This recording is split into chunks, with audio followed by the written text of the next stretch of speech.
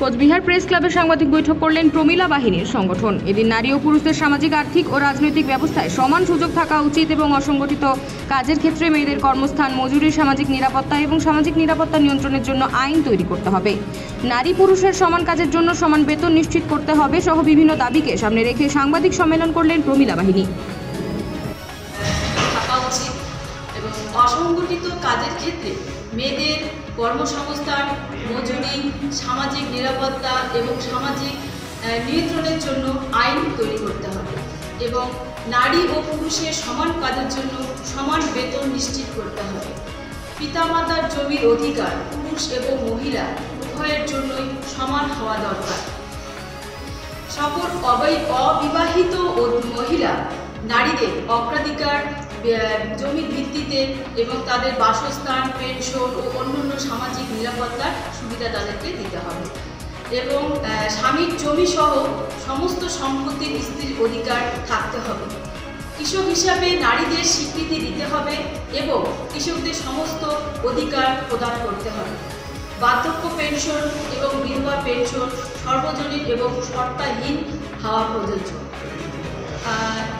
55 বছর বয়সে উপস্থিতে প্রতিটি মহিলাকে বার্ধক্য পেনশন অগ্রাধিকার দিতে হবে এবং শিশুকন্যা হত্যা, স্ত্রীকে পুড়িয়ে মারা, যৌন হেনস্থা, কর্মক্ষেত্রে যৌন হয়রানি, এই বিবাহ বিচ্ছেদ, জোরপূর্বক বিবাহ, এসব যে আইনি বিচারালয় যেখানে দীর্ঘদিন লং টাইম সেই আইনের দ্বারস্থ হতে হচ্ছে, মেয়েদের হয়রানি হতে হচ্ছে, সেটা যদি 1 বছরের মধ্যে দ্রুত স্মৃতি ঘটানো যায় সে ব্যবস্থা করতে হবে। প্রতিটি পঞ্চায়েতে একটি করে রেজিস্ট্রেশন রক্ষণাবেক্ষণ করা প্রয়োজন, যেখানে পরিযায়ী শ্রমিক যারা কাজের সন্ধান করতে যায় তাদের নাম নিবদ্ধকরণ করতে হবে, পঞ্চায়েতের একটি নিয়ন্ত্রণ করতে হবে। অবিবাহিত মহিলারা যাতে পৈতৃক সম্পত্তি পান এবং তাদের জীবিকা নির্বাহিত চিহ্নিত করতে হবে। পরিবারের প্রধান নারীদের নিরাপত্তা নিশ্চিত করে স্কিম এবং নীতির উপর শিক্ষা এবং স্বাস্থ্যের সুবিধা, পেনশন দিতে হবে। আমরা কাজ করতে গিয়ে এই সমস্যাগুলোর সম্মুখীন হয়েছি, যার কারণে আমাদের মেয়েদের মাধ্যমে এই দাবিগুলো আমরা আজকে প্রেস কনফারেন্সের মাধ্যমে সকলের কাছে তুলে ধরার চেষ্টা করছি এবং আমরা সকল প্রার্থীদের কাছেও যাব এবং আমাদের দাবি সমস্যাগুলো আমরা তুলে ধরব। আমাদের প্রমিলা বাহিনী একটি পিছিয়ে পড়া অরাজনৈতিক জনসংগঠন। এখানে শুধু মহিলা আছে প্রমিলা বাহিনীতে, আর প্রত্যেক বছরে প্রমিলা বাহিনী জেলা কনভেনশনের মাধ্যমে প্রার্থী সিলেকশন করা হয় ভোটাভুটির মাধ্যমে। এখানে আপনি একটু আগে বললেন যে তৃণমূল স্তরের মহিলা, তৃণমূল স্তরে মানে একদম গ্রামের প্রান্তিক মহিলা, তাকে তৃণমূল স্তর বলা হয়।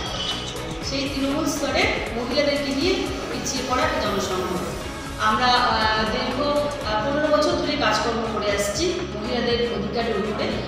গত 17তম লোকসভা প্রার্থী ইলেকশন যখন হয়েছিল তখন আমরা আমাদের কিছু দাবি সনদ তুলে ধরেছি।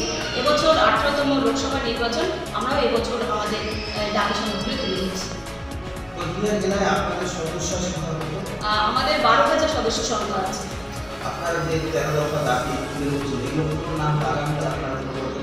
আমরা আগামীতে রাজ্য স্তরে আমরা কনফারেন্স করার চেষ্টা করব, রাজ্য স্তরে যারা আছে তাদের কাছে আমরা পৌঁছাবো।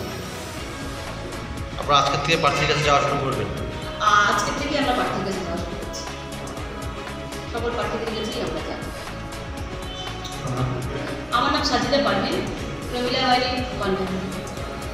নির্বাচনের আগেই কেন এই দাবিগুলো উঠে আসছে?